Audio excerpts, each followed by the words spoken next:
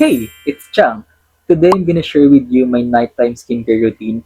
First, I'm applying lip balm to keep my lips moisturized and hydrated.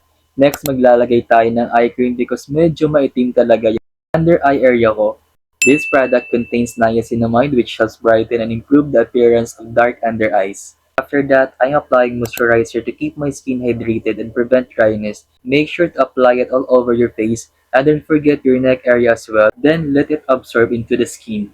Next, I'm applying retinol around my under eye area. As a 27 years old, I feel like it's time to start incorporating retinol into my routine because it helps with fine lines and signs of aging.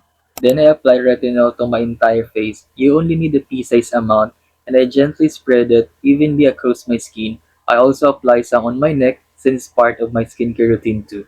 Quick tip guys, if you're using retinol, avoid excessive sun exposure and make sure to wear sunscreen every day because retinol can make your skin more sensitive to the sun. After applying retinol, I'll go in with another layer of moisturizer. This helps reduce dryness since retinol can sometimes be drying on the skin. I also apply eye cream again around my under eye area to give extra hydration after using retinol.